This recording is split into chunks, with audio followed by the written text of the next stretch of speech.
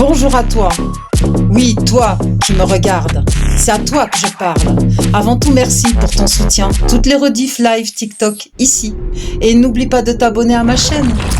Je suis Alia, l'apostate, libre, youtubeuse et atypique. Bonne rediff à toi.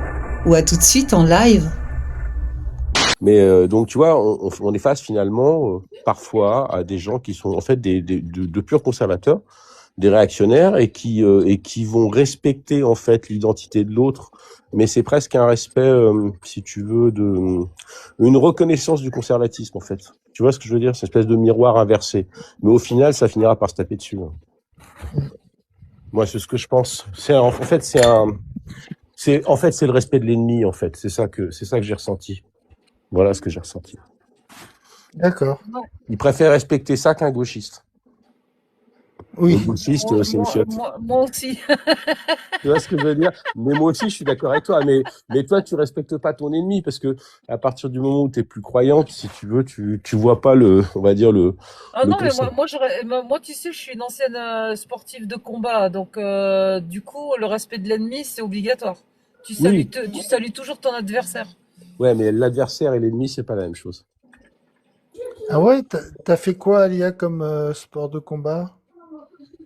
Boxe anglaise, kickboxing, thaï, voilà. Ah ouais. Ah, c'est bien, c'est courageux. Moi aussi, j'ai fait ça. C'est bien. Ouais, Ouais, bah, tu sais, moi, Je me suis fait refaire les hanches il y a pas longtemps, je m'arrête au ouais. système. Ouais, tu sais ce que c'est que la violence réelle, quoi. Tu vois ce que je veux dire? T'en parles pas. Ah oui, je sais ce que c'est d'en donner et d'en recevoir aussi. Voilà, donc tu sais à quel point c'est dangereux tout ça, de tous ces gens là qui s'excitent, qui rentrent dans des trucs super violents ou qu'euphémisent la violence, mais qui savent pas exactement à quoi ça correspond sur un ring ou dans la rue, quoi. Tu vois? Bah ouais, dans la rue aussi, j'y suis confrontée parce que je suis aussi dans la sécurité, tu vois. Donc, Ah bah j'imagine, ouais. ah oui. bah, nous, on prône la communication plutôt que les points ou balancer les chiens, quoi, tu vois. Bah parce que tu sais ce que c'est, quoi. Tu sais où ça peut aller, tout simplement. Bah, j'ai pas envie de perdre mon boulot, ma carte pro et de me retrouver en Bah ouais, prison. bah ouais, je comprends. Je comprends. Non, mais tu vois, je me balade souvent. Enfin bon, c'est vrai que sur TikTok, il y a beaucoup de lives qui sont dédiés aux discussions sur l'islam et puis sur le côté politique. J'avais discuté un peu avec Jacques Le Fou à l'époque où il voulait encore rester sur les réseaux parce que je crois qu'il a voulu se barrer.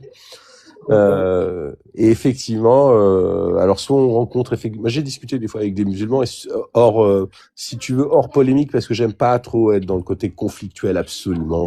Des fois c'est insupportable, c'est plus une bataille d'ego. Mais où de temps en temps, bon, il y avait des choses intéressantes, mais tu sentais bien qu'en fait il y avait une espèce de côté hors sol en fait. Tu vois ce que je veux dire? C'est-à-dire que cette religion, je trouve que t'as beau faire ce que tu veux. Tu vois, t'as 53 pays, c'est 53 dictatures. Enfin, je veux dire, il n'y en a pas une. Il y a 3% des musulmans qui vivent sur des terres démocratiques, hein, clairement. Hein. C'est-à-dire ceux qui sont les moins mal, on va dire, destinés, bah, ils vivent en Occident. Hein, ils vivent pas dans les pays musulmans. T'as une religion qui a 8 siècles de retard en termes de sécularisation. Tu regardes la mosquée de Paris, là j'ai vu le dernier truc, ça m'a fait rigoler, t'as le recteur de la mosquée de Paris qui a sorti un bon guide. C'est le guide du bon musulman en France qui doit respecter la République. Bon, c'était à Pages, là, rigoler. le bouquin de 1000 pages. C'est à rigoler, quoi. T'as envie de lui dire, mais vas-y, retourne à Napoléon. Oui, c'est ça, 1000 pages. T'en es là, mon pauvre ami, mais bon. Et puis les mecs, ils sont là et ils se rendent même pas compte qu'ils sont sur une terre en fait où on a quand même coupé la tête du roi, quoi. Tu vois ce que je veux dire? Ils devraient se dire, mais attends, les types ont coupé la tête d'un roi qui était donc qui était roi de droit divin, hein, quand même. Tu vois, donc on a coupé la tête de Dieu en France, faut quand même pas l'oublier. Et les types, ils se posent des questions de savoir pourquoi on n'aime pas les voiles. Tu vois ce que je veux dire? Ou pourquoi on n'aime pas le halal ou je ne sais quoi. Enfin, et tu vois, je le dis de façon très rapide, hein, je pourrais développer. Et ils sont en train de se poser des questions. Ils disent, je comprends pas pourquoi les Français. Mais mon pauvre ami, tu sais où t'as atterri? Sur quelle terre t'as atterri? C'est une terre déjà schizophrène, en fait, entre si vous voulez, sa puissance chrétienne jusqu'au 19e siècle, et puis cette volonté d'athéisme puissante. Ils sont là en train de nous parler de la laïcité qu'ils connaissent pas. Parce qu'en fait, il y a 9 pensions de laïcité. C'est la laïcité d'Aristide Briand qui a gagné, qui est une laïcité équilibrée. Mais en réalité, la laïcité au départ, en réalité, c'est une volonté absolue d'éteindre Dieu en France. Les socialistes, à l'époque, disaient, nous éteindrons toutes les lumières dans le ciel, quoi. Je veux dire, c'était cette volonté-là. La Révolution française, elle s'est pas faite contre le roi. Elle s'est faite contre le clergé, en grande partie. Donc ils ne connaissent même pas le pays dans lequel ils sont. Je parle même pas des gauchistes, hein, parce que eux, bon, eux, ils sont pathétiques. Mais il va falloir éduquer tout ce monde-là. Alors, si tu me parles comme ça des gauchistes, ça veut dire que toi, tu es droitard. Non, pas du tout. Je suis un républicain, moi. Tu vois, je serais de droite. J'aurais été de gauche, si tu veux. J'aurais été de gauche largement sous la Troisième République, même de gauche même. Tu vois ce que je veux dire? Mais non, je suis gaulliste. Donc, parce que le mot droitard. Donc en fait, la gauche dont celle tu me parles, c'est la gauche dont je sors en fait. Et moi, ce que je disais tout à l'heure, c'est que je me retrouve plus dans les valeurs de la gauche et je retrouve plus mes valeurs de gauche dans des courants de droite, tu vois. C'est normal. Et je retrouve de la liberté d'expression dans les courants de droite que je n'ai plus dans les courants socialistes, tout ça, tu vois. En fait, je vais te dire, c'est parce que la gauche, en fait, le travail de la gauche, en fait, historiquement, a toujours été de droitiser, en fait, son adversaire de gauche. Ça a commencé en 89, en 93, entre les montagnards, les girondins, etc. Enfin, je vais pas trop faire l'histoire de la Révolution, on s'en fout. Mais en réalité, la gauche s'est toujours radicalisée. Sauf que là, elle est arrivée au maximum.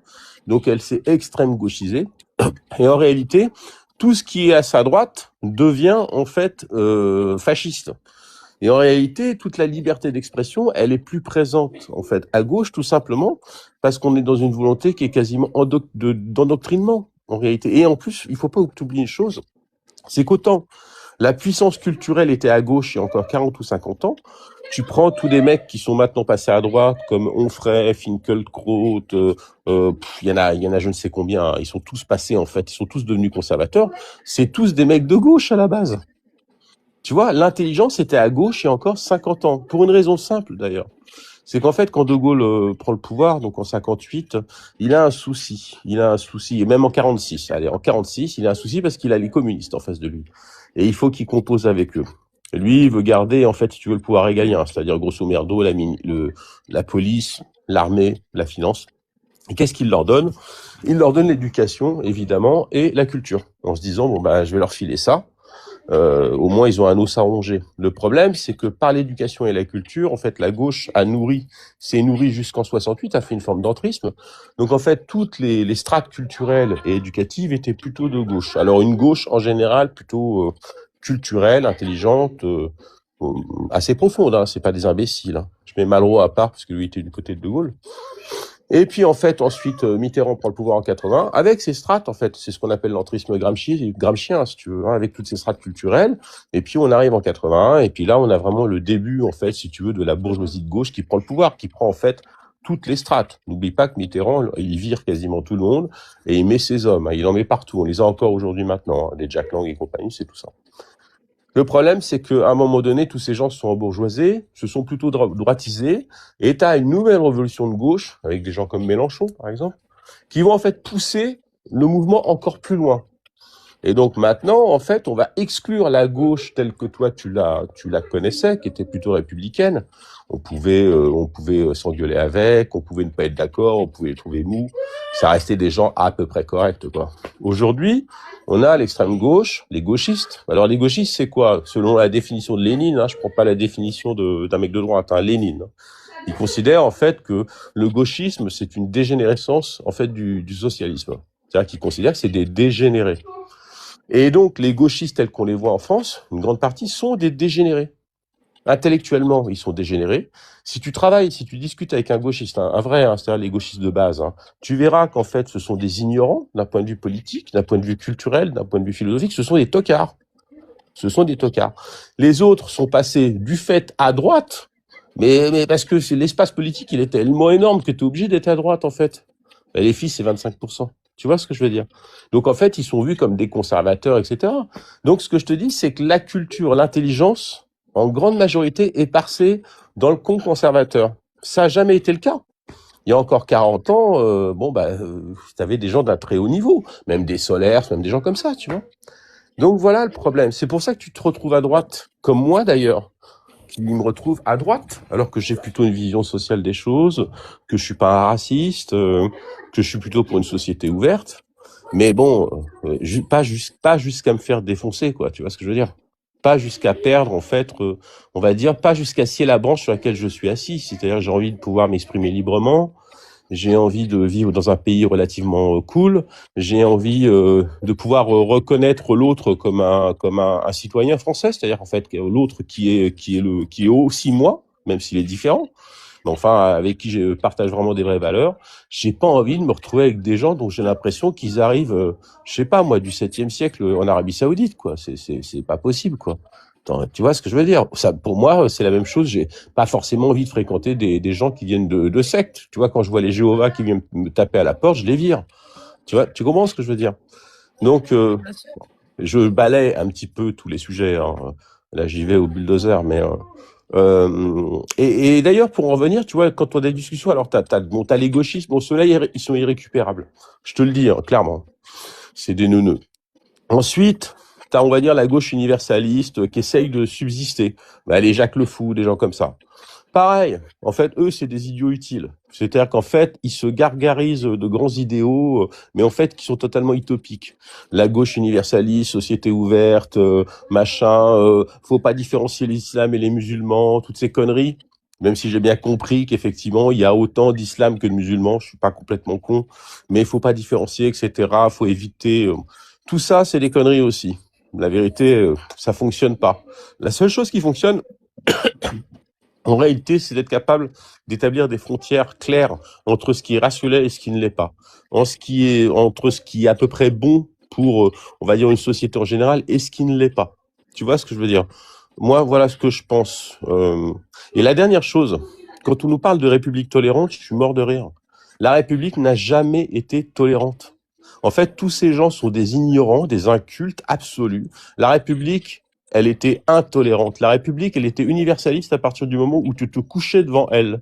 La République donnait la possibilité à tous les êtres humains de venir en France, mais à partir du moment où ils se soumettaient totalement à la loi républicaine. Sinon, soit on leur coupait la tête, soit on les virait. C'est ça la République. Ok? Et la Troisième République, alors je te dis même pas, elle est encore plus intransigeante parce que de toute façon, elle interdit le basque, le breton, elle enlève les croix des écoles, elle fout les, enfin, je veux dire, t'as une lutte entre le curé et l'instituteur qui est super violente jusqu'à 1870. Donc, à partir de 1870, c'est la Troisième République jusque la loi de 1905. Enfin, la République, elle est intransigeante. C'est une République virile, en fait. Et la Cinquième aussi. Il y a cette espèce de république réformée, en fait, qui est une république socialiste. Hein. Maintenant, les gens confondent démocratie et socialisme, hein, au passage. C'est une république socialisante, en fait, si tu veux, qui est molle, avachie, mais qui n'a rien à voir avec la République. Rien. Avec la République telle qu'elle a été conçue, même par De Gaulle, hein, même sous la Cinquième. La Cinquième République est une république forte. C'est pas n'importe quoi. Au sens même churchillien du terme. Tu vois, Churchill, on peut pas dire que c'était un fasciste. Il s'est battu contre eux. C'était un conservateur. Donc, il avait aussi, lui, une vision de... Alors, lui, c'était une monarchie constitutionnelle forte. Tu vois, ce sont des régimes qui sont démocratiques, mais forts. Et donc, du coup, quand t'as tous ces gens-là qui rentrent, en fait, qui essayent de rentrer par intermédiaire des droits de l'homme, etc., essayer de renverser nos propres valeurs, ils se servent, en fait, d'un régime qui s'est tout simplement avachi, en fait, qui s'est amolli. Tu vois ce que je veux dire? Qui n'a plus, en fait, les fondations même, en fait, de la République au sens propre du terme. Donc, ils s'en servent, tu vois? Ils s'en servent, à mon avis, pour mieux la foutre par terre.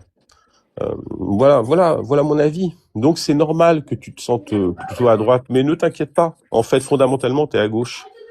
T'es dans la gauche républicaine classique telle qu'elle a existé pendant un siècle, en fait. Tu vois. T'inquiète pas. Je suis pas inquiète, hein. De toute façon, à un moment donné, il va falloir que je me positionne et que je Moi, fasse mon choix, bien qu'il soit déjà fait, mais bon, le je l'annoncerai plus positionnement tard. sera rapide, hein, je te le dis tout de suite. Hein. Moi, il y a un moment donné, tu sais, il est clair que je vais pas voter Mélenchon, hein, encore moins Glucksmann, que je voterai pas pour un tocard du centre.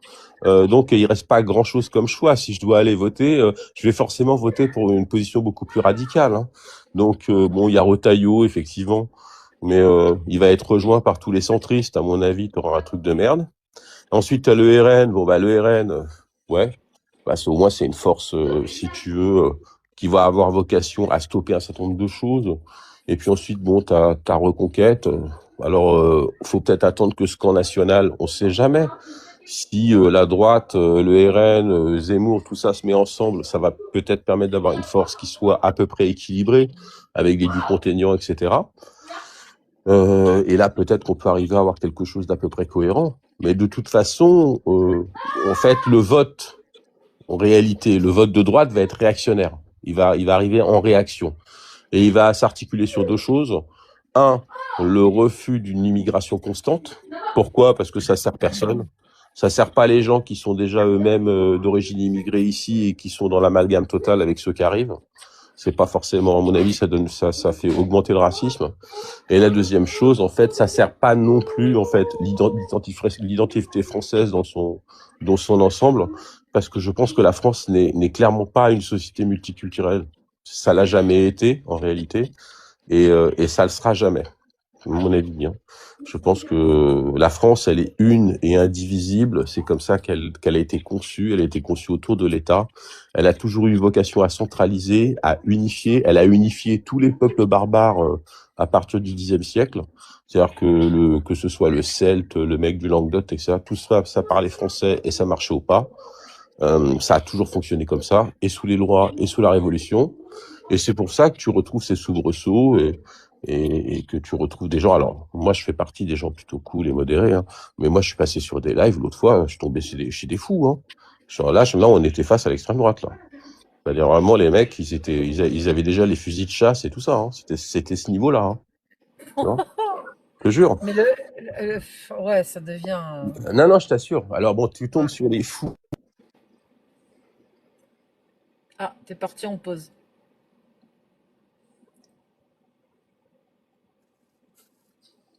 Ah ouais, excuse-moi, pardon, j'ai plus beaucoup de batterie, c'est pour ça. Ouais, donc t'as les fous d'Allah d'un côté et puis les demeurés. Mais moi, tu sais que je compare toute cette ardeur à débattre sur les partis politiques, à se battre pour faire valoir son parti le meilleur, etc. Bah, je le compare un peu aussi au débat religieux, tu vois. Il n'y a pas une Oui, grande oui, différence. je suis assez d'accord avec toi, tu as complètement raison, parce qu'on est dans la Ouais. croyance, hein. Faut pas rêver, hein. Les gens ont l'impression d'avoir des opinions rationnelles. En fait, c'est la plupart, je le dis pas de façon péjorative, hein, ils n'y connaissent rien. Moi, il se trouve que je connais très très bien la science politique, c'est normal, c'est mon métier. Mais la plupart du temps, mais on est tous dans des croyances en réalité. Mais quand en plus tu ne t'en rends pas compte, c'est là que ça devient grave. C'est pour ça que je dis toujours une opinion doit rester une opinion. Tu vois ce que je veux dire? Il faut être capable de penser un peu contre soi-même de temps en temps. Et malheureusement, tu n'as pas ce rapport à la nuance dans la plupart des débats. Soit les gens veulent absolument dominer l'autre avec une dialectique, ce que je reprochais un peu à Jack Le Fou de temps en temps. Soit ils veulent simplement affirmer des valeurs et des croyances pour se rassurer. Et là, ça devient fatigant aussi, tu vois. Donc, ouais. Moi, je pense. Moi, je suis pour la totale liberté d'expression, justement, pour permettre à chaque personne de pouvoir exprimer ses idées. Et c'est comme ça, justement, que tu peux faire, comment dire, une analyse complète sur, sur les idéologies de chacun, tu vois. Ouais, Et je bah, trouve ça intéressant. t'es plutôt libertaire, du coup, en fait. Je suis assez libertaire, mais en même temps, j'aime le cadre, tu vois. Donc Ouais, alors t'es gaulliste, alors t'es libertarienne, avec un cadre. C'est plutôt. oui, avec un cadre, oui, parce qu'il en faut du cadre. En même temps, tu vois, mon métier, c'est sécuritaire, je suis maître chien, puis j'ai été monoparentale, j'ai élevé mes 2 fils toute Bah seule, ouais. donc à la maison, ça marchait droit, c'est un peu, voilà, avec un cadre, des règles et des bases Non, éducatives moi, je suis parfaitement fondamentales. d'accord avec toi, hein. Tu vois, je vais pas aller jouer le mec subtil là-dessus. Oui, bien sûr, je suis Donc, d'accord. on va dire que, ne serait-ce que dans mon cadre personnel et privé, je suis de droite plutôt. Bah Parce que oui. voilà, il y a pas le temps à un moment donné, voilà, faut des règles, il faut les respecter, point. Il n'y a pas de, On dit, autant je peux être très tolérante sur certaines choses, mais quand Bah j'ai oui. fixé une règle, faut la respecter. Point. C'est un peu militaire, moi. J'ai un petit côté militaire, même. Mais tu sais ce que disait De Gaulle? Il avait fait une conférence de presse une fois qui était marrante, où en fait on lui demandait la différence entre la droite et la gauche. Et il disait, mais moi, donc lui, il se disait ni de droite ni de gauche, c'était plutôt de droite, mais bon, après, on peut aller plus loin. Et il disait, en fait, pour moi, il y a une chose. On va dire que la gauche, c'est le progrès. Donc effectivement, on a besoin du progrès social, on a besoin d'acheter une nouvelle voiture, on a besoin d'une forme d'égalité. Donc la ménagère, elle est contente d'avoir une nouvelle machine à laver, elle est contente d'avoir une voiture, d'avoir un peu de confort. Ça, c'est le progrès, c'est la gauche. Ok? Mais en même temps, elle est quand même de droite parce qu'elle a quand même pas envie que son mari passe son temps à boire à l'extérieur, qu'il rentre à pas d'heure, que les filles sortent jusqu'à 6 heures du matin jeunes sans qu'on sache où elles sont, que les garçons boivent, sortent et puis aillent en prison. Ça, c'est la droite. En fait, c'est comment dire, c'est le cadre. Il disait, il faut donc une alliance des deux. Voilà, tout simplement. Et je pense que la plupart des gens un peu honnêtes, en fait, s'y retrouvent dans leur vie, ils s'y retrouvent. On a besoin. Tu vois ce que je veux dire? Ben, Sauf, c'est un peu, ça me fait penser au yin et au yang. ouais. Oui. Le bien dans le mal dans le bien, les deux sont indissociables. Mhm. Faut composer avec. Et quand l'idéologie déborde, en fait, donc quand elle déborde la rationalité, c'est-à-dire qu'elle déborde du réel, que ce soit, si tu veux, dans l'endoctrinement islamique, où là on est dans quelque chose d'hors sol. En fait, on est plus dans l'ordre. En fait, on est dans la contrainte, si tu veux, ou qu'on rentre dans une espèce de gauchisme complètement cinglé. Tu vois ce que je veux dire? Ou même un anarchisme, on va dire débridé avec la fin de l'État, etc. On se retrouve sur des sociétés en fait qui sont hypocrites, c'est-à-dire que on prône des idées qui en réalité n'ont pas de possibilité réelle dans la vie des gens. Donc du coup, on leur ment. Tu vois, et je pense que la plupart de ces gens-là se mentent à eux-mêmes. Et tu remarqueras d'ailleurs, et j'en termine là pour ne pas monopoliser la conversation, tu Non, mais remarqueras c'est d'ailleurs, très intéressant ce que tu dis parce que je vais relever ce que tu dis là, c'est super intéressant. ah, Vas-y, continue. eh ben, tu remarqueras d'ailleurs que tous les anciens trotskistes des années 60 ou les lambertistes des années 60, 70, tous ces gens qui ont fait la révolution de 68, qui étaient des soi-disant grands libertaires, ont tous fini avec des postes de ministres, sont tous devenus la plupart des grands bourgeois, des grands adorateurs de l'ordre, y compris les philosophes dont je t'ai parlé, hein, que ce soit Onfray, que ce soit Finkielkraut, etc. Tous ces gens, en fait, sont plutôt maintenant du côté de l'ordre. Alors qu'avant, ils prenaient quand même une forme de libertarisme échevelé. Pourquoi? Parce qu'à un moment donné, ils sont arrivés à une maturité, en réalité, à la réalité de leur vie cadrée, ok, et que c'était un idéal. Tu vois ce que je veux dire, une espèce d'idéal. Et il faut se méfier de ces idéaux. On peut essayer de les suivre, on peut essayer d'assumer ses rêves, je trouve ça très bien. Mais par contre, aller mentir, c'est un peu chiant. Tu vois ce que je veux dire? Mentir pour prendre le pouvoir, parce que tous ces gens ont fini par prendre le pouvoir, en fait. Hein. Tu vois, un pouvoir bourgeois. Un pouvoir qui est basé sur l'ordre, parce que ce soit leur argent, leur propriété, même leur autorité, elle est basée quand même sur l'ordre, c'est-à-dire sur le fait qu'il y a une police, qu'il y a des juges, qu'il y a des gens qui les protègent, qu'il y a un ordre qui les protège. Tu comprends? Donc, du coup, c'est ça le grand paradoxe de tous ces gens-là, tu vois. Donc moi, je me méfie à chaque fois de tous ces gens-là qui sont là à prôner des espèces d'utopies. Mais alors, par contre, si tu les mets en place chez eux, ils aiment pas du tout. Hein, et, tu vois, ils vont pas partager leurs femmes, leurs bonnes bouteilles, leurs propriétés, t'inquiète pas. Hein. Là, ils sont tranquilles, ils sont à droite là chez eux. Mais par contre, pour les autres, pour les gens des cités, tout ça, là, vous pouvez être à gauche. De toute façon, ils ont rien. Alors on peut cramer leur voiture, on peut les laisser se faire endoctriner par Allah, on peut les laisser aller au KFC, c'est très bien ça. Tu vois, ça c'est pour eux ça. Mais pour les autres, non. Tu vois, là on en revient à un discours qui est plus marxiste en réalité. Ouais, parce que de rester dans l'utopie, comme tu dis, bah, c'est pas vraiment aider les gens qui les écoutent. Ouais, et puis Donner des points de vue sur des idées réalisables, ok, mais non réalisables, poubelle. Tu vois, à un moment bah donné, oui, ou alors tu le fondes comme une utopie, c'est-à-dire que tu dis que c'est une utopie. C'est pas grave de créer une utopie. La plupart des philosophes l'ont fait, mais c'était des systèmes de pensée. Donc ils disaient voilà mon système de pensée, voilà ce que c'est la cité idéale, des choses comme ça, tu vois.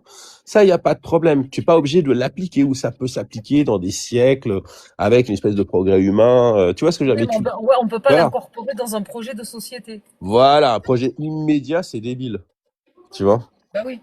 Un projet de société, bah, il faut l'exposer, il faut voir si c'est viable, si c'est jouable, si c'est Mhm. faisable, réalisable.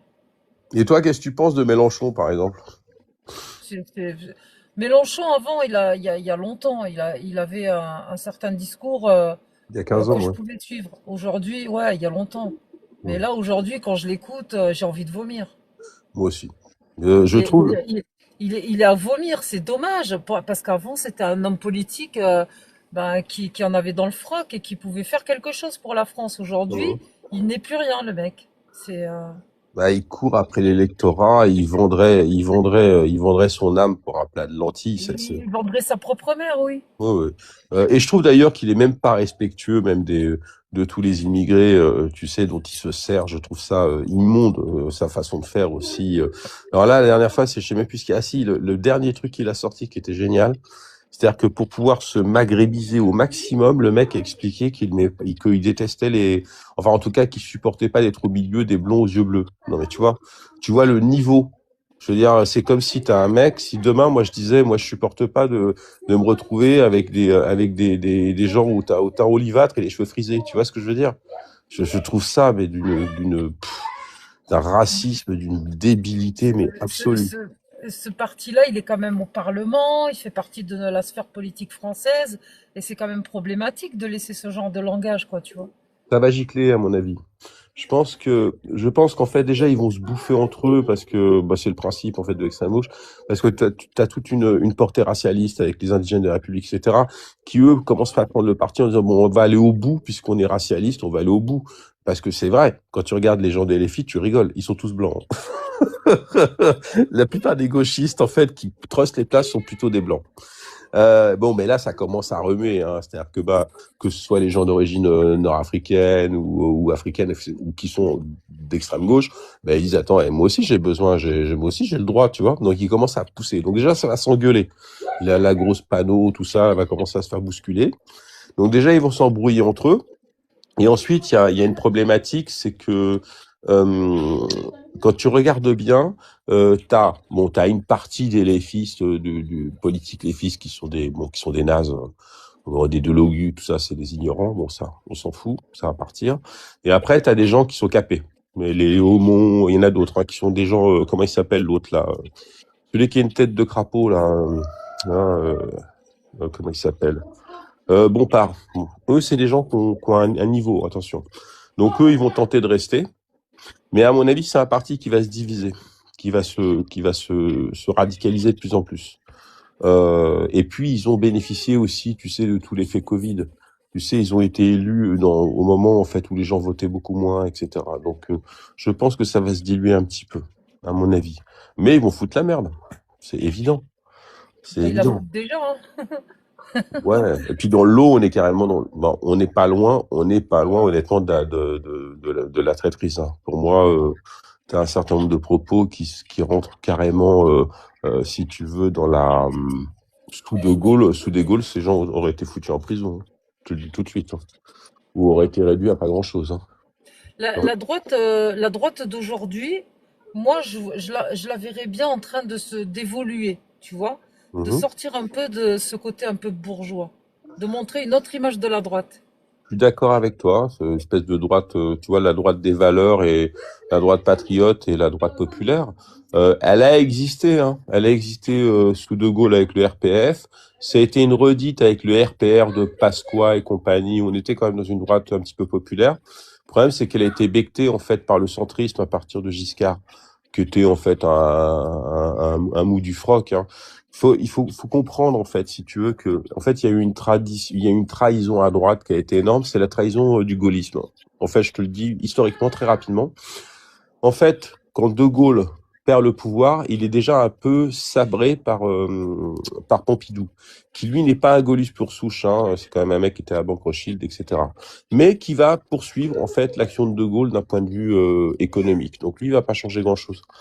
Et ensuite, normalement, celui qui devait avoir le pouvoir, c'était Chaban-Delmas, qui était un vrai gaulliste, hein, pur souche, résistant en même temps que De Gaulle, etc. Qui va se faire dégommer en fait par Chirac. Chirac et Giscard vont s'allier en fait pour le savonner. Donc lui, il dégage. Giscard est élu. Et là, ça commence. Ouais. Attends, chérie, je parle. C'est qui? Bah attends, bouge pas. Donc voilà. Et donc à partir de ce moment-là, en fait, c'est la fin du gaullisme et c'est la fin de la vraie droite. Ensuite, Chirac va reprendre un petit peu le manteau avec le RPR, avec des gens comme Pasqua jusqu'en 86, où on est quand même encore dans une droite un peu populaire. Et puis après, c'est terminé. C'est les centristes, en fait, qui gagnent avec les européistes, etc. C'est pour ça que tu as une droite, en fait, très bourgeoise, très installée. Ça n'a pas toujours été le cas. Le RPF de Gaulle, justement, il mélangeait même des communistes et des conservateurs. Tu vois, là, c'est plus le cas. Mais je pense que ça va revenir. Parce qu'il y a plein de gens normaux qui sont des gens des classes populaires qui comprennent bien que vaut peut-être mieux voter à droite si on veut garder un peu de liberté, un peu de pouvoir d'achat et vivre dans une société, on va dire, libérale classique, quoi. On n'a pas dit que c'était le meilleur des régimes, on n'a pas dit que c'était le paradis sur terre. Enfin, c'est quand même mieux que ou vivre sur la charia ou vivre dans des pays communistes, tu vois. Pour l'instant, on n'a rien trouvé. Qu'est-ce que tu penses d'une démocratie participative plutôt que représentative? Bah, en fait, le problème, si tu veux, c'est que la démocratie participative, faut faire attention parce qu'en fait, c'est un leurre souvent. Parce qu'en fait, ce qu'on souhaite, c'est la démocratie directe. C'est pas tout à fait la même chose. La démocratie représentative, c'est quoi? C'est de dire qu'on va élire des gens qui vont nous représenter et qui ensuite vont faire ce qu'ils veulent. C'est ça le principe de la démocratie représentative. Et ça me dérange. Alors ça te dérange. Alors, et ensuite, pourquoi? Parce que ça s'opposait à ce qu'on appelait la démocratie directe rousseauiste, si tu veux, qui était aussi une vision, où en fait, tu élisais quelqu'un, mais qui avait un mandat express pour faire ce que tu lui avais demandé de faire. Démocratie directe. Bon, bah ça n'a jamais marché en France, mais ça a très peu marché, ça a marché nulle part. À la rigueur, c'est en Union soviétique qu'ils ont tenté de le faire. Bon, bien évidemment, ça n'a pas marché. Hein. C'était léniniste, c'était pas possible. Et il y a un pays qui l'a fait plus ou moins, c'est la Suisse. Tu vois ce que je veux dire? La Suisse. C'est ce modèle-là qui m'a séduite, quoi. Tu vois, c'est pour ça que j'en parle. Alors c'est plutôt un modèle référendaire en réalité. C'est pas parce que participatif, ça voudrait dire que ça peut être consultatif. On vient de consulter, ça existe déjà, hein, je te signale en France. Hein. T'as déjà des référendums existe, locaux. Mais très peu. Hein. Les référendums, on peut les compter sur les doigts d'une main quand même. Mais si tu veux, ça implique quand même de. Moi, je t'avoue que j'y suis pas très favorable. Moi, je vais te dire, hein, moi, je suis un jacobin, centralisateur, bonapartiste, gaulliste. Tu vois, pour moi, voilà, si tu veux, c'est Chaptal. Hein, c'est-à-dire l'ordre va de Paris, il se transmet en fait sur toutes les provinces et tout le monde fait la même chose, quoi. Voilà, que ce soit pour l'éducation et la culture. Je suis très unificateur, moi, de ce point de vue-là, parce que je connais bien tout ce qui est décentralisation. Et pourquoi pas? Pourquoi ça pourrait pas se marier avec une démocratie participative? Alors, si ça se mariait sous la 5e, c'était pas le référendum. Ouais, mais sans parler de référendum, pourquoi ne pas proposer aux Français de participer activement à la politique du pays?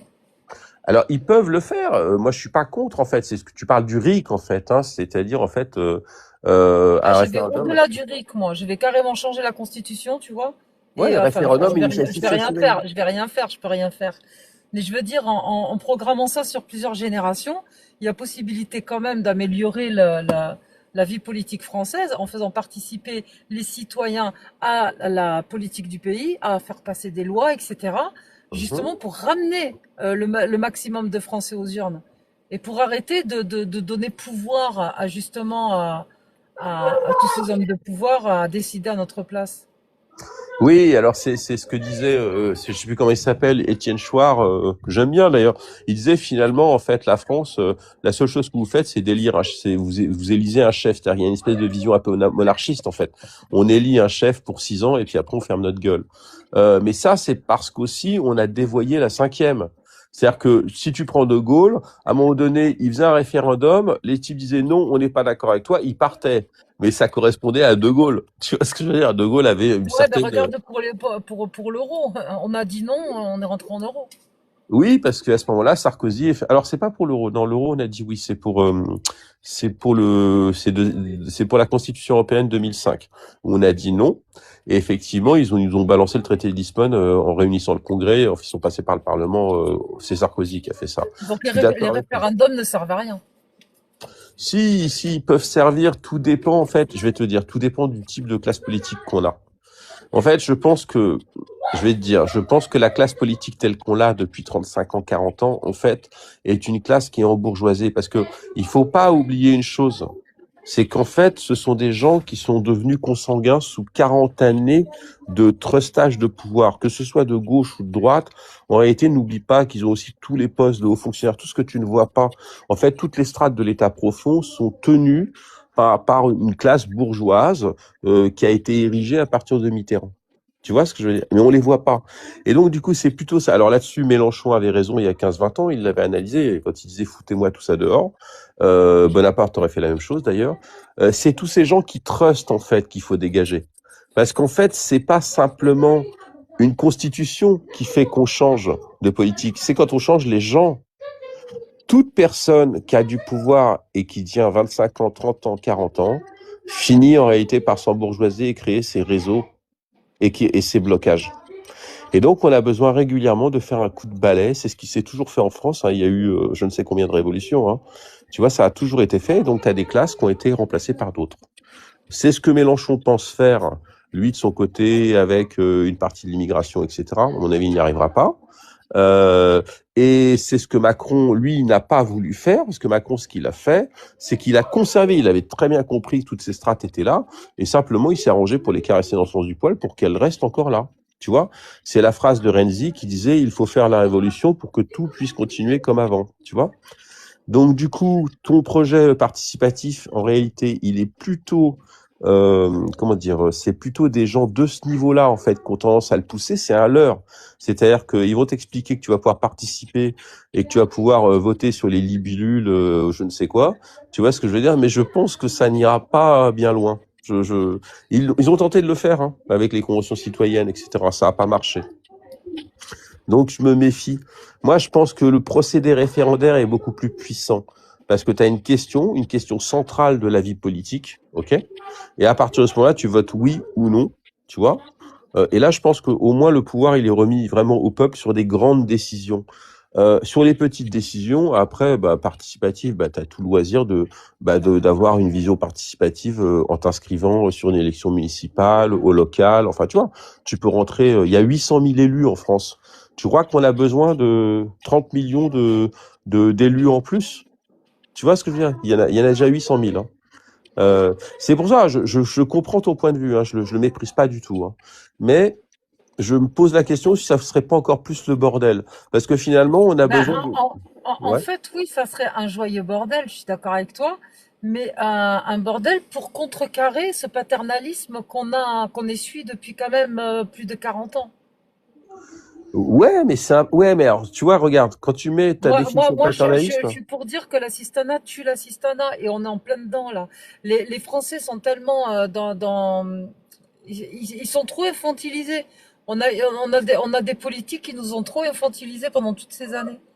C'est Et parce je me retrouve en fait, excuse-moi, je me retrouve en face d'adultes où parfois j'ai l'impression que ce sont des enfants. Il y a tellement de Français qui ne connaissent pas leurs droits pour se défendre. Ça devient affligeant. Et la base, c'est que les Français doivent connaître leurs droits. Ouais, Mais on nul va n'est pas leur censé courir ignorer la après loi. pour les connaître. C'est pour ça que les investir sur la sphère politique française, ça serait peut-être les sortir de ce paternalisme, en fait. Qui s'intéressent un peu à... Ouais, alors en même temps, tu sais, le paternalisme tel que toi tu le conçois, tel que toi tu le définis, en fait, c'est avant tout un paternaliste socialiste. C'est en fait, si tu veux, c'est l'État maman, quoi, tu vois. Mais parce que je te dis, on a beaucoup en fait généré une ambiguïté entre démocratie et socialisme. À partir de Mitterrand, on a commencé à confondre la démocratie avec le socialisme. Tu vois, le socialisme, c'est arroger en réalité l'éthique démocratique. Donc les gens, en fait, quand ils pensent démocratie, ils pensent tolérance absolue, ils pensent paternalisme, ils pensent protection. Tu vois ce que je veux dire? Ce qui n'est pas la démocratie au sens propre du terme, hein. La démocratie gaulliste, c'était autre chose. Ça restait une démocratie assez ferme, hein, tu vois. Donc quand tu parles de paternalisme et le fait de donner du pouvoir aux individus, faut encore savoir ce qu'ils vont en faire. Parce que, excuse-moi, quand tu te balades sur les lives TikTok, que t'entends les gens qui sont adeptes de la Terre plate, les complotistes, les cinglés, enfin, il y en a, je veux dire. Non, mais je veux dire, vas-y, va les C'est faire la psychiatrie participer. à ciel ouvert, Bah ouais. j'avoue. Alors que si tu leur demandes des choses simples, genre, tu leur dis, par exemple, prenons l'immigration, tu leur dis, est-ce qu'on arrête les flux ou est-ce qu'on continue? Ça, c'est simple, c'est basique. Tu vois ce que je veux dire? Ensuite, bien évidemment, la mise en pratique, elle sera beaucoup plus subtile que ça, bien évidemment, parce que ça se fera de façon plus nuancée, je pense, tu vois. Bon, bah là, ils diront oui ou non. Tu vois, ils ont une ligne. En fait, il faut leur proposer des lignes, une grande ligne. Un président de la République, il a pour proposer un avenir, une ligne. Et puis ensuite, la négociation pratique, contractuelle, il va les faire. Et ensuite, pour ceux qui veulent participer à la vie démocratique, on peut augmenter les procédés référendaires locaux, on peut effectivement mettre une dose de participation sur certaines lois. Ça peut être intéressant effectivement de, par exemple, si tu veux faire, il faudrait trouver un système où quand tu veux faire voter une loi à l'Assemblée, non Assemblée-Sénat, qu'il y ait une troisième chambre qui soit une chambre représentative, par exemple, du peuple. Tu vois, des gens qui soient tirés au sort, pourquoi pas. Tu vois, et à ce moment-là, tu aurais effectivement une forme de participation. Mais la représentation n'existe, tu sais pourquoi? Tout simplement parce qu'on est trop nombreux. En fait, quand tu as un système représentatif, c'est quoi? En fait, c'est un système, si tu veux, qui est un système abstrait. En fait, on te dit que les députés représentent la nation. Hein, ils sont un peu plus de 500, parce qu'on peut pas mettre 65 millions de Français dans l'Assemblée. La vérité, elle est là. Et en Suisse, ça fonctionne un peu mieux. Pourquoi? Parce qu'ils sont moins nombreux et que ça fonctionne par canton. Tu vois, c'est sur les pays où il y a moins de monde, c'est plus facile. Sur les grandes démocraties, c'est plus compliqué. C'est plus compliqué. Mais je comprends qu'on... Dans ce cas-là, autant l'instaurer par canton aussi. Mais c'est déjà le cas. En fait, c'est déjà le cas. T'as dans la constitution de la 5e, parce qu'elle a été changée énormément. Il y a des procédés référendaires en termes de locaux. T'as des procédés référendaires locaux et tu peux déclencher des procédés référendaires, mais je crois qu'il faut, 1 million de personnes ou un truc comme ça. Moi, je pense que c'est compliqué parce que, enfin, est-ce que tu connais un petit peu les institutions locales, si tu veux, les complexités en fait, Sénat, Assemblée nationale, comment se vote une loi, à l'initiative de qui?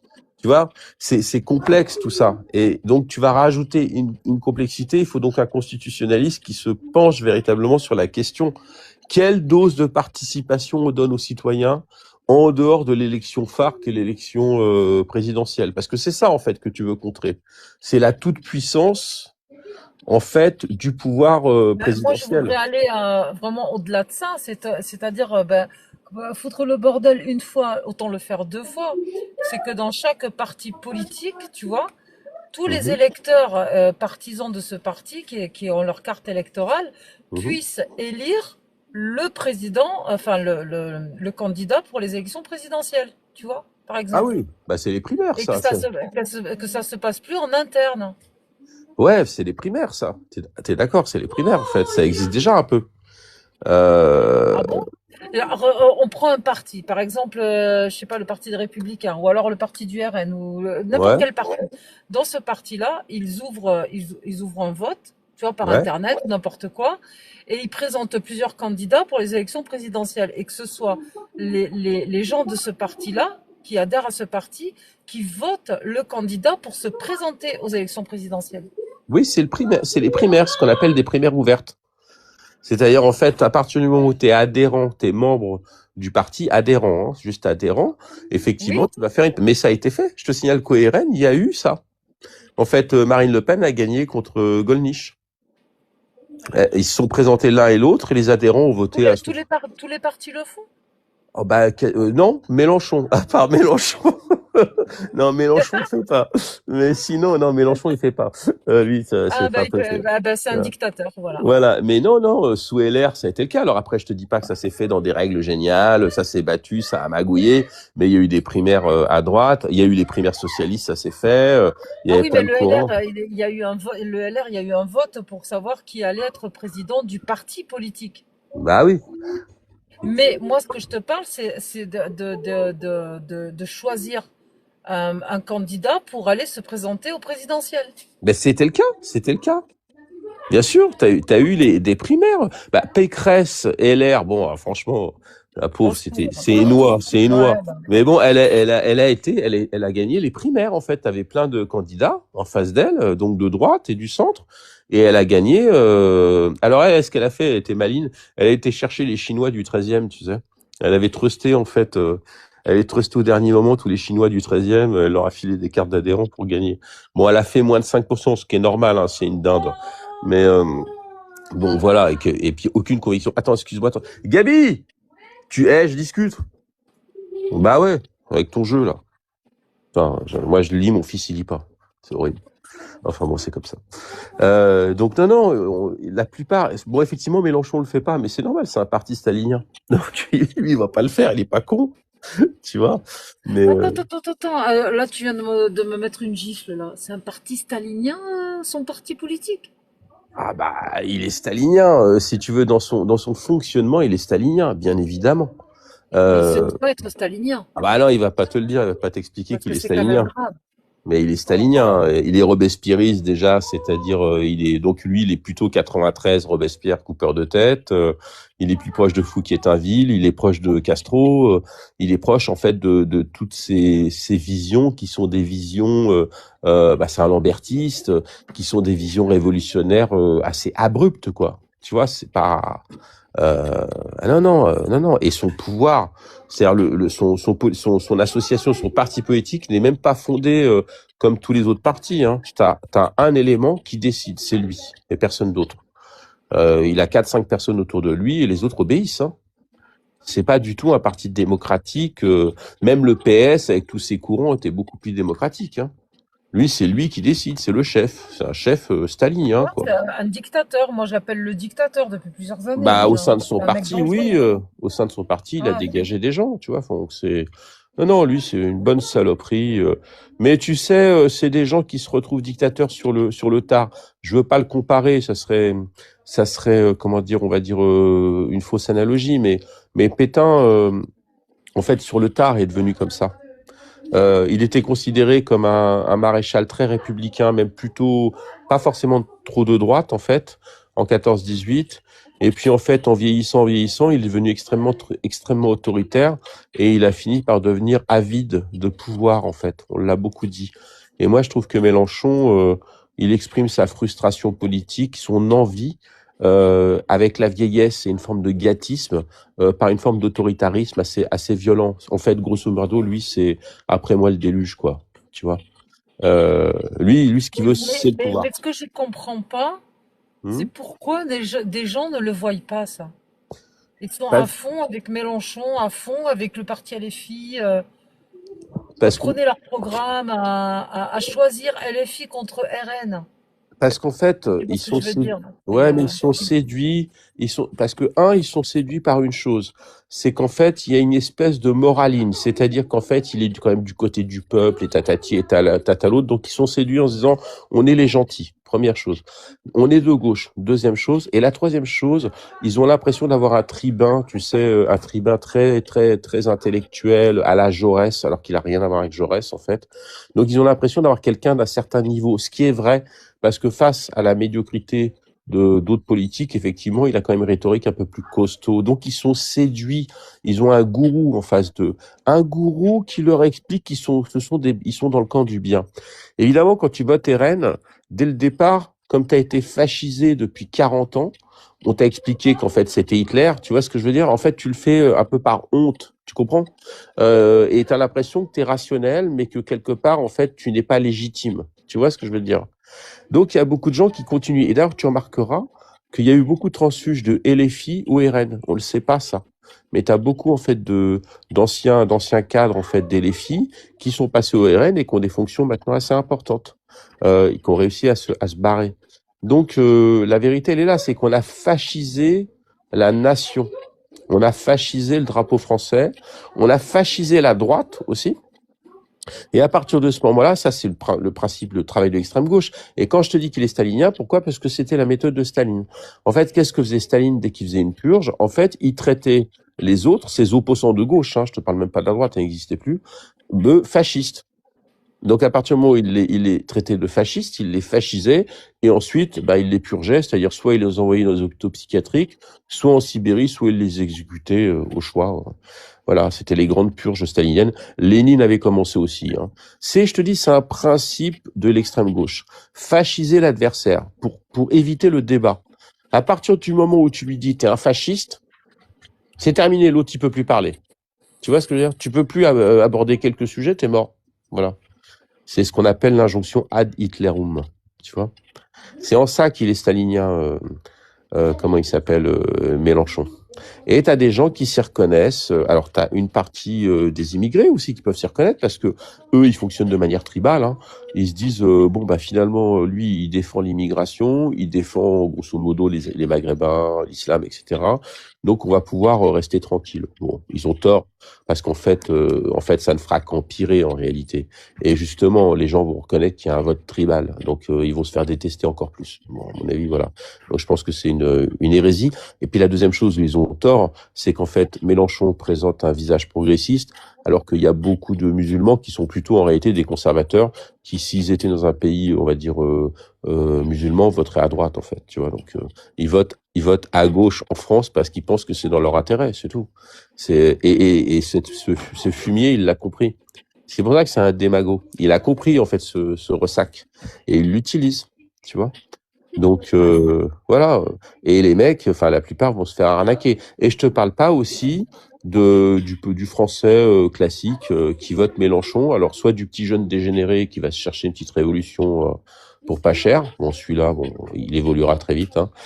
Soit des gens plus âgés, mais qui ont gardé une espèce de nostalgie de la gauche au sens et eux, ils vont voter pour des questions économiques et sociales en faisant du déni en fait sur l'identité. Ils veulent pas le voir ça. Moi, j'en connais. Je connais plein de gens, dès que je leur parle de l'islamisme et tout ça, ils font la moue, mais ils vont quand même voter Mélenchon et dire « Oui, mais tu comprends, moi j'adore le programme économique de Jacques Sapir, c'est super. » Tu vois? Je dis « Ouais, mais d'accord, mais ton programme économique, mais regarde ce que tu as aussi en face, là, va peut-être falloir faire un choix. » Et ils ont du mal à le faire, tu vois? Donc t'as trois types d'électorat chez Mélenchon. T'as le jeune débile et cervelé, ignorant, qui traîne sur les bancs de la fac, mais qui aurait mieux fait d'aller trouver un bac professionnel. Bon, celui-là, il y va, parce que il est con. Ensuite, tu as les vieux qui ont quand même une vision idéaliste, communiste, etc., et qui veulent changer les choses économiquement. Et il est vrai que le programme de Mélenchon est le plus radical d'un point de vue économique. Et ensuite, à la troisième part, qui est plus un vote de tribaliste, je le dis clairement, c'est-à-dire de plein de gens musulmans ou immigrés qui vont voter en disant « oh, c'est bon, lui, il nous défend. » Voilà. Il nous défend, on va être tranquille pendant 6 ans encore. Parce qu'ils savent très bien, je pense qu'ils sont pas complètement débiles. Ils ont bien compris qu'en fait, 6 ans après, ça allait être de pire en pire, quoi. Donc, voilà. Donc voilà le principe de cette gauche dégueulasse, quoi, qui est une gauche en fait, à mon avis, racialiste, qui est une gauche traître à la nation en fait, et puis qui est une gauche démagogue, vraiment démagogue, quoi, tu vois. Voilà. Et puis en face, t'as une espèce de gloubi-boulga. T'as le RN, effectivement, Rassemblement National, qui a quand même une politique plutôt de gauche économique et assez identitaire de l'autre côté, mais qui est redevenu européiste.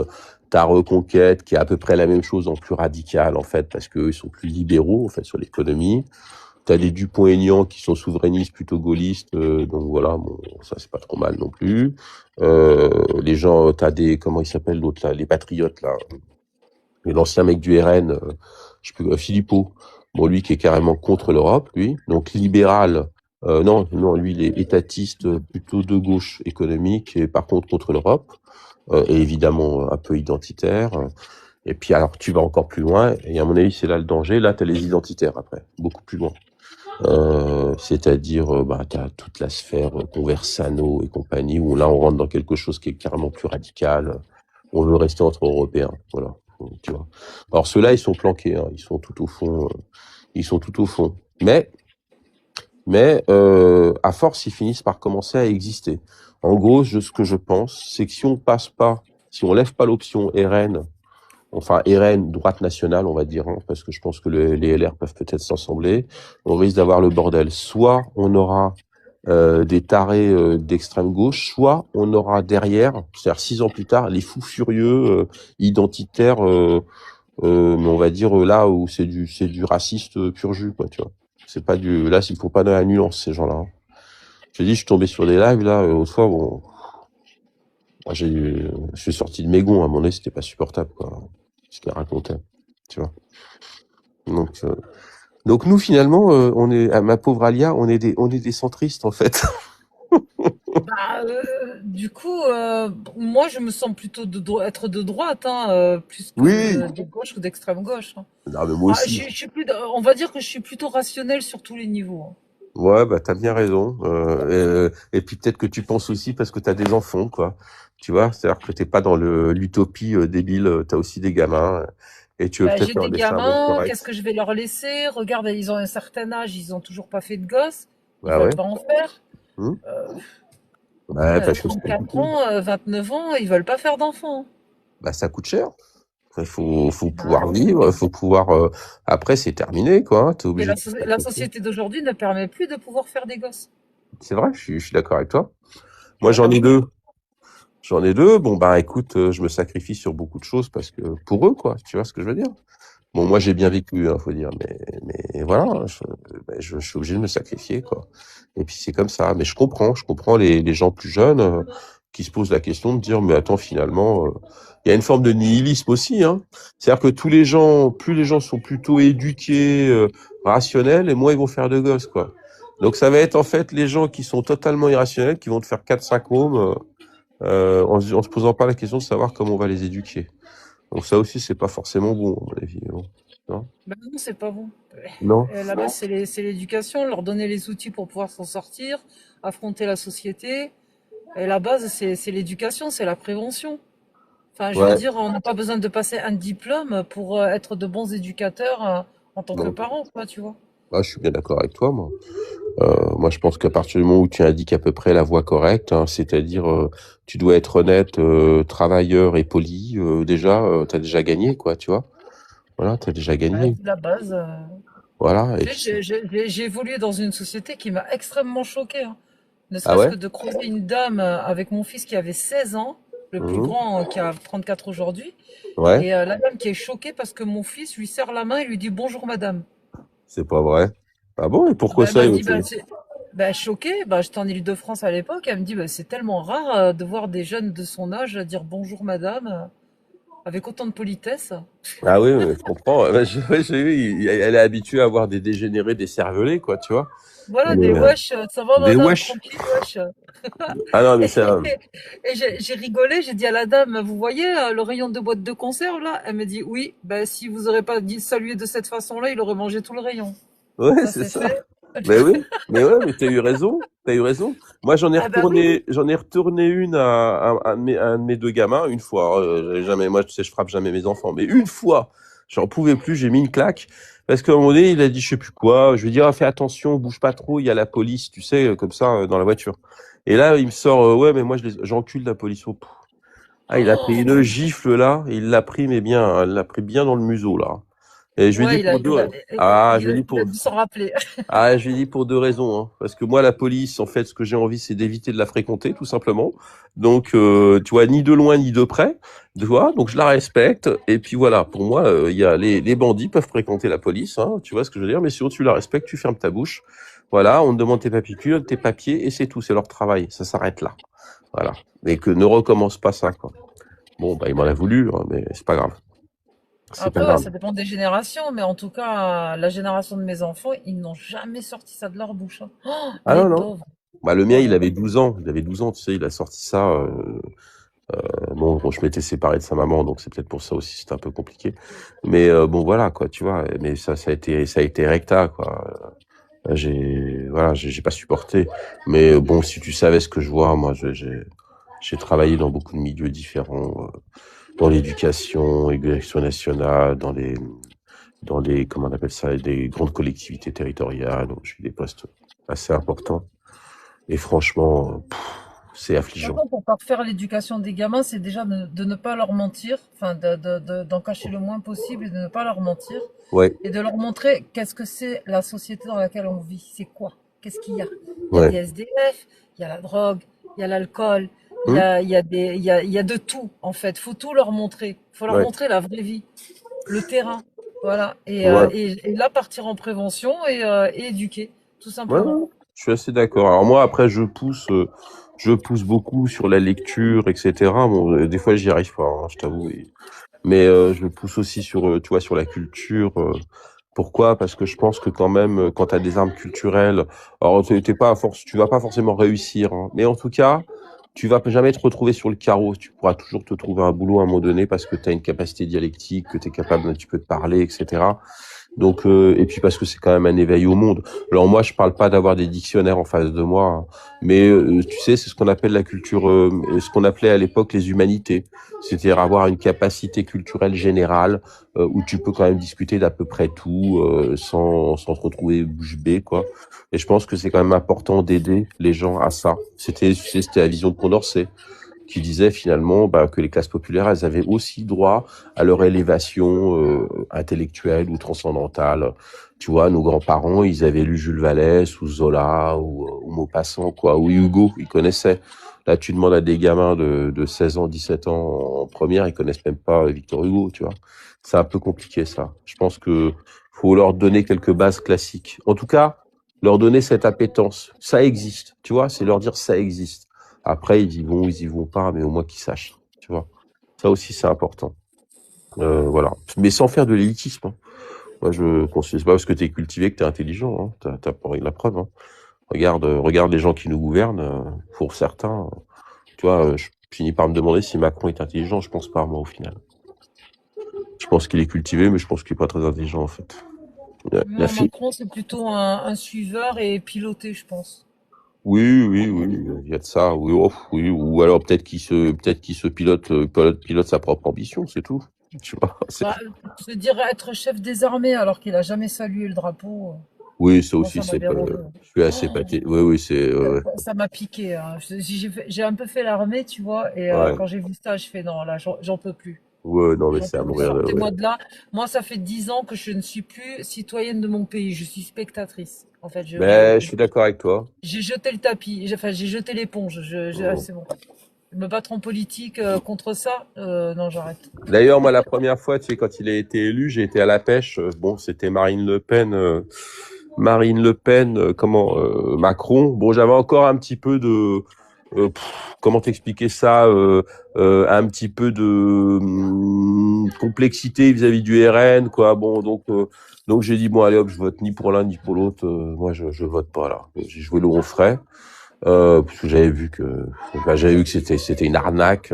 Même ma mère a voté pour Macron. Elle est de droite, hein. Je lui ai dit, mais t'es en train de te faire arnaquer, t'as même pas compris, quoi. Enfin bon, elle l'a compris maintenant, tu vois.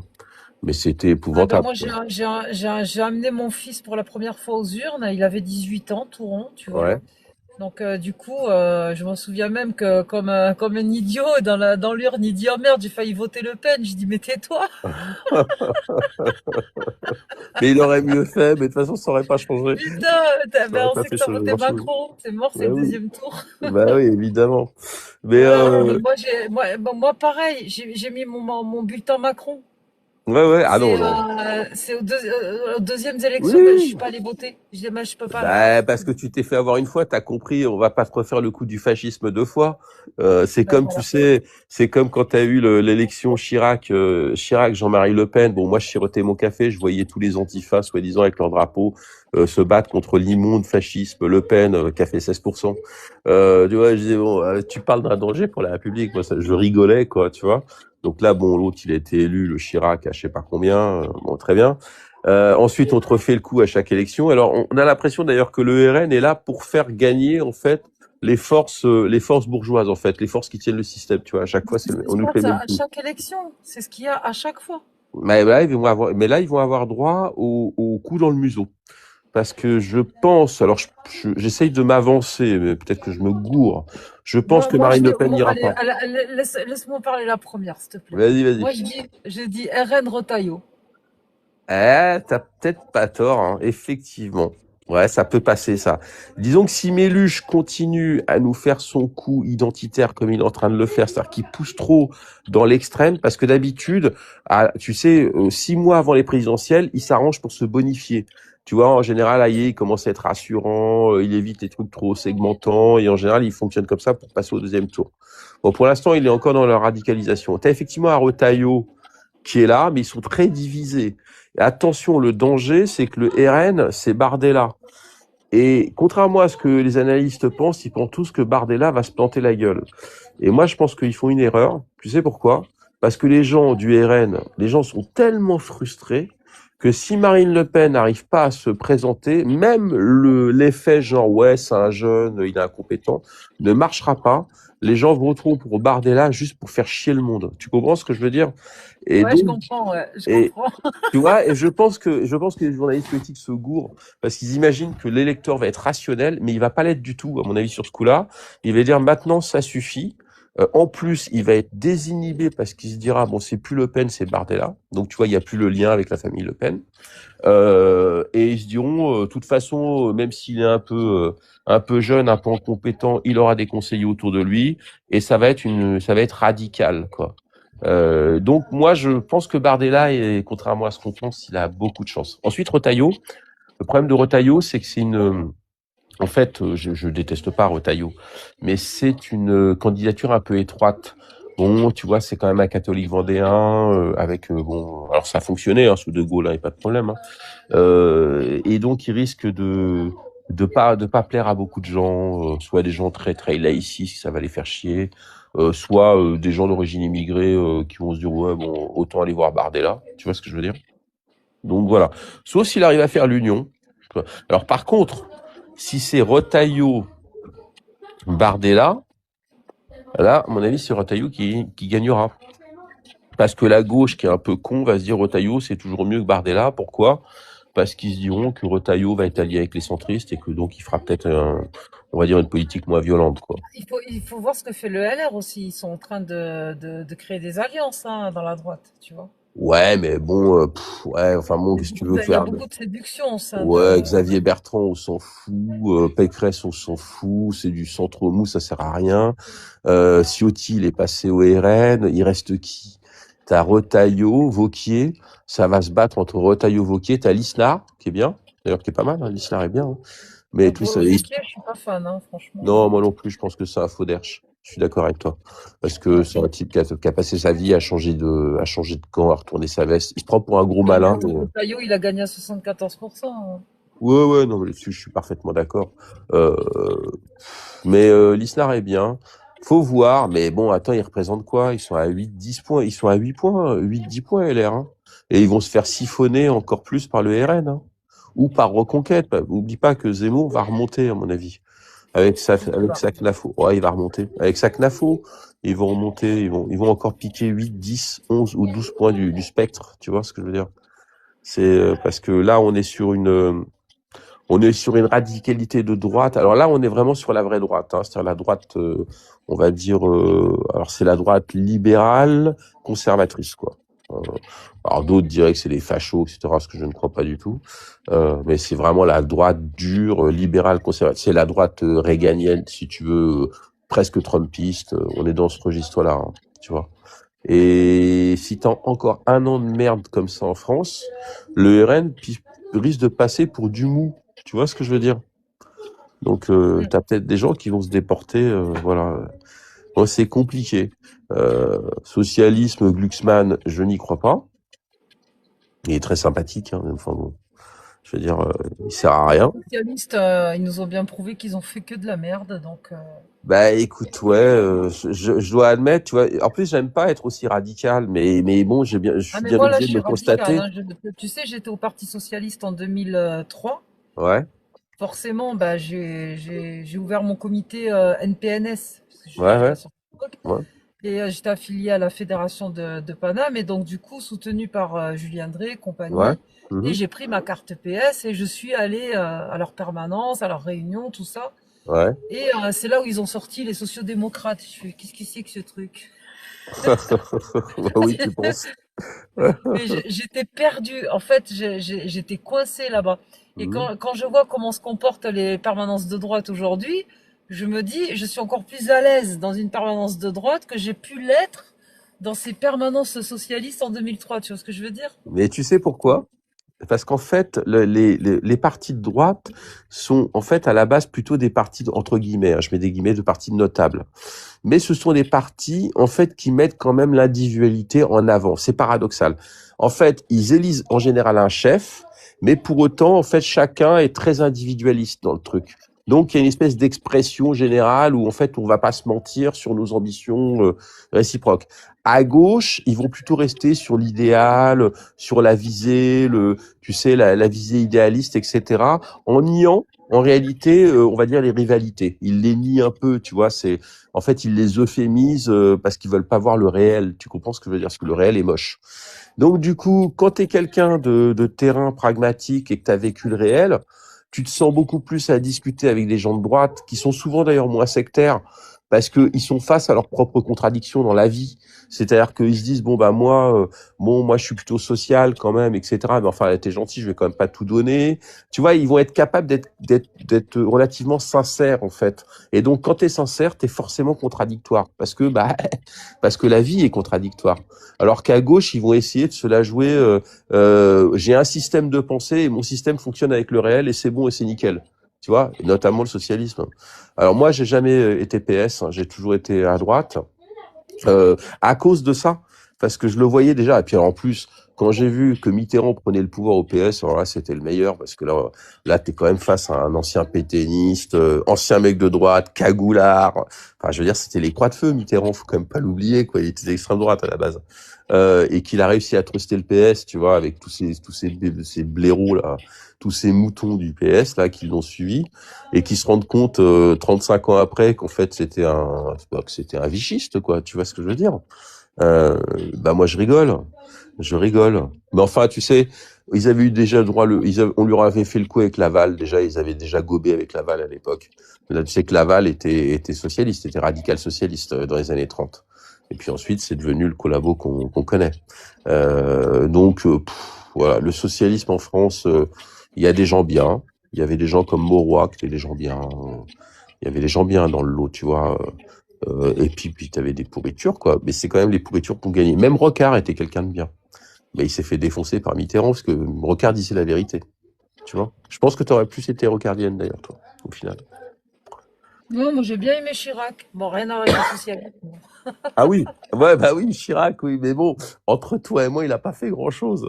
En fait, Chirac, il a quand même, il a vécu, Non, mais c'est son côté. Écoutez, j'adore. oui, voilà, non, mais le personnage en soi, Tu je sais, suis d'accord.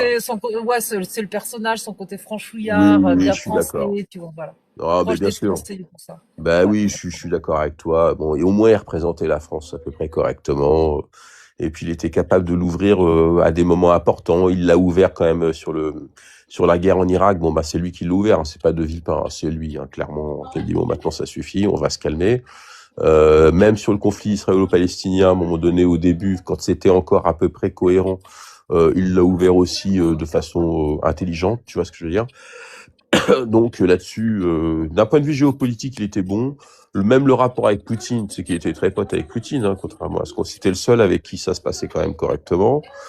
En tout cas au niveau international, on était respecté. Il s'est pas gêné. Il est arrivé au pouvoir direct. Il a fait ses essais nucléaires. Il a envoyé chier tout le monde. Il a eu bien raison d'ailleurs, parce que les Américains l'ont pas fait. Ils sont en retard, tu vois. Nous, heureusement qu'il fallait qu'on le fasse, tu vois. Heureusement, lui, il en avait rien à foutre. Il a dit, on le fait et puis c'est tout. Là-dessus, il a comme une posture gaulienne qu'on doit admettre. Et puis après le reste, c'est de la merde. Après Chirac, franchement. Oui, voilà, mais sur certains points, il avait quand même un certain charisme, quoi, tu vois. On Oui, était oui, non, non. respectés avec Chirac, hein. Non, mais je te parle des autres, ceux qu'on suivi derrière. Pour moi, là, ça vaut plus rien. Que ce soit Sarkozy, que ce soit Hollande, ou que ce soit Macron, Ah, bon. Sarkozy, je lui accorde un truc. Ouais, quoi? Travailler plus pour gagner plus. Grâce à lui, je m'en suis mis plein les poches, hein. Ah, Ouais, franchement. t'as fait des heures sup, quoi. Ah, ben, tu sais, dans mon métier, on a fait que ça, hein. Ouais, ouais, je sais, je sais. Notre assistante sociale, c'était le patron, hein. Ouais, c'est clair, c'est C'est-à-dire, clair. tu avais un planning de 151 heures ou 160 heures. Tu Bah passes oui. un coup de fil, tu dis, ouais, je suis dans la merde ce mois-ci. Ouais, je veux Pouf, de l'argent. 280 heures. Bim, allez. Non, ça c'est bien, c'est vrai, je suis d'accord. Bah, c'est Hollande qui a tout supprimé d'ailleurs. Eh ben, quand on l'en dépassait, justement, j'ai dû quitter Paris l'année d'après. J'étais en train de couler à sec. Quel connard celui-là, là. Ah ouais, parce que là, mon patron m'a carrément appelé un mois après son élection Ouais, pour me dire, ouais, Alia, on pourra plus te donner d'heures supplémentaires. Quoi? Donc, ouais, il a ouais, fallu que je cherche un autre patron. Ça ouais, m'a fait bosser à mi-temps avec mon ancienne boîte parce que ben, j'étais obligée de les quitter, hein, ouais. pour travailler que le week-end, CDI le week-end, Oh là CDI là. la semaine avec une autre boîte. Ah ouais. Grâce à Avec des Hollande. kilomètres et des kilomètres, alors 100 bornes aller-retour pour le week-end, 30 bornes, 70 kilomètres aller-retour pour la semaine, me lever à Ouais, 3 heures du matin, finir à 14 heures, je travaillais dans les gares, je faisais les fermetures, ouvertures, etc. Enfin, voilà. Et en plus de ça, je servais mon pays. Donc j'étais ouais, réserviste à l'armée de terre. en Donc ça veut plus. dire que quand je travaillais pas, j'étais à l'armée. Du Ah coup, ouais. pendant un an, j'ai fait que ça. J'ai pas eu de week-end, j'ai pas eu de vacances, et j'ai pété un plomb, je me suis barrée. Vive Voilà. la gauche, là, sur ce coup-là. Ils ont Ah, bien vive la aidé. gauche, hein. Et Ah, franchement, dès ouais. que je voyais du satire sur Hollande, j'étais la première à acheter le bouquin, hein. Ah bah, Du tu genre penses. inspecteur gadget et tout. Mais Oh, je l'ai détesté ce président. Mais alors après, je lui dis, lui, ouais. il nous prépare un truc, je sais pas ce que c'est, mais ça pue du cul. Ben, c'était Macron. Ah. Bah oui, oui, ah oui, bah oui, il avait Brutus en son sein, là, tu vois, qui s'est dit, ah bah voilà. Non, mais je te jure, je trouve qu'on est dans une espèce de dégénérescence politique. Il faut que tous ces tarés se barrent, honnêtement. Et ne néglige pas, je t'assure, les strates, en fait, les strates de pouvoir qui sont en dessous, qu'on ne voit pas, toutes les strates de hauts fonctionnaires, etc. Tu ne peux pas imaginer ce qui s'y passe en termes d'embourgeoisement. Parce que ces gens sont très sécurisés. Ça gagne des 7, 8, 9, 10, 12 000 balles par mois. Donc, je te parle des petits, là. Hein. Je te parle pas des très gros à 200 000 euros, hein, parce qu'il y en a aussi. Mais je te parle de tous ces petits-là. Tous ces gens-là, en fait, crois-moi, ils s'accrochent à leur poste. Ils en ont rien à foutre de savoir si c'est Hollande ou je sais pas qui. Ils vont plutôt préférer des gens de gauche, hein, parce que ça va pérenniser le système de leur sécurité financière. Et le blocage, il est là, hein. Il est dans la haute administration, hein. Que ce soit l'éducation nationale, toute l'inspection générale, même dans les corps d'armée, hein. Les inspecteurs généraux des armées, etc. Attends, c'est des gros postes, hein. C'est pas, tu vois, je te parle pas des généraux là, hein. Je te parle des inspecteurs, hein. Putain, ceux qui inspectent. Tu vois, ceux-là, ils sont bien peinards, hein, crois-moi. Ils sont nommés généralement au 3e tour en Conseil des ministres. Tu les vois pas, t'en entends jamais parler. Mais ils se gavent joyeusement, tu vois. Et c'est ces gens-là qu'il faut faire sauter. Et à mon avis, si tu as un pouvoir de droite un petit peu dur, ils feront pas la même erreur qu'ils ont toujours fait. C'est-à-dire, ils feront ce qu'a fait Mitterrand, j'espère, c'est qu'ils les dégageront. Mitterrand, quand il arrive au pouvoir, il a dégagé en fait. Justement, c'est la question que j'allais te poser. Les dégager, mais comment? Bah, c'est compliqué parce qu'effectivement, bah, ça veut dire passer des lois où tu vas, par exemple, t'arranger pour qu'il y ait plus de hauts fonctionnaires à vie. Tu vois, par exemple. Alors bien évidemment, ceux qui seront encore en poste, voilà, où tu vas t'arranger pour passer des référendums par rapport au Conseil constitutionnel, au Conseil d'État. Enfin, par exemple, réformer le Conseil constitutionnel en disant, bah non, attendez, maintenant vous vous arrêtez à vos fonctions de 1971, c'est-à-dire que vous regardez simplement si une loi qui est promulguée est conforme à la Constitution. Vous n'allez pas plus loin, d'accord? Des choses comme ça. Mais oui, va falloir remettre l'État profond en place. Et ça va pas être facile. Ça sera pas simple. Ils sont vraiment incrustés, hein. Un haut fonctionnaire, il est haut fonctionnaire à vie. Tu peux pas le virer. Alors, ce que tu peux faire, par contre, c'est le placardiser tranquillement. C'est-à-dire, bah voilà, tu files des missions de merde, quoi. Tu vois. Donc, mais c'est pas très légal non plus, parce que tu peux te retrouver avec des prud'hommes. Enfin, tu vois. Mais c'est ça le danger français. C'est la suradministration. C'est pas les politiques, on s'en fout des politiques. C'est pas tes 500 députés, tes sénateurs, ils ont un pouvoir très relatif en réalité. Tu vois. En dessous, par contre, il y en a du pouvoir. Voilà. Bon, tu es prof en Sciences Po, à Sciences Po ou pas? Ouais, j'ai fait un doctorat en sciences politiques, quoi. Ça s'entend, ouais. Ouais. Même si je parle un petit peu à la cool. J'ai grillé. Ah merde. Ouais, On grillé. voit que t'as du bagot au niveau politique, ouais, ça c'est sûr. Ouais, ouais.